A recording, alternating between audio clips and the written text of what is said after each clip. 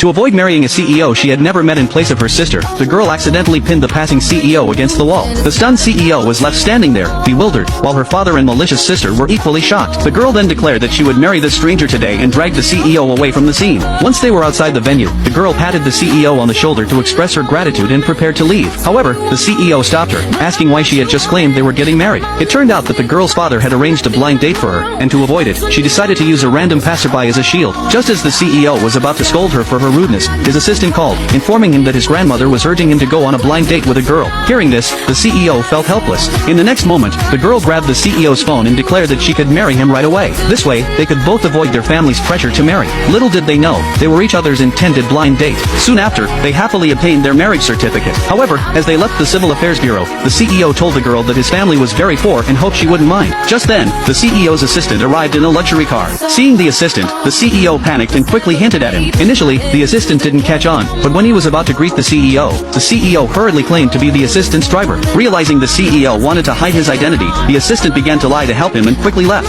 The girl was puzzled, and the CEO, seeing her doubt, thought she was unhappy with his supposed driver status. He told her that if she minded, they could divorce right away. The girl quickly reassured him, saying she was also poor and that they were a perfect match. Seeing that she didn't mind at all, the CEO added that he had no car, no house, no savings, and barely enough money to get by. Hearing how tough his life was, the girl immediately offered to support him, saying that as long as they worked hard together, they would have a good life in the future. She then took the CEO to her family's villa. The CEO couldn't believe such a luxurious villa belonged to the girl, but she quickly explained that it was her relative's house, and she was staying there to help look after it. Hearing this, the CEO mistakenly thought the girl had a hard life and planned to give her a few villas when they divorced. Later, the girl remembered that the CEO had mentioned his grandmother was still in the countryside, so she invited him to bring his grandmother to live with them. To avoid revealing his identity, the CEO said his grandmother liked farming and raising small animals, so it wasn't suitable for her to live there. Hearing this, the girl didn't insist further. To show his sincerity, the CEO took out a bank card, claiming it had $20,000 and offered it as a betrothal gift. The girl, thinking the CEO had saved this money over many years as a driver, felt he must have had a hard life and planned to compensate him with $1 billion after their divorce. She quickly refused the CEO's offer, telling him to keep the money for his grandmother's medical expenses. At that moment, the CEO realized the girl was different from the women he had met before.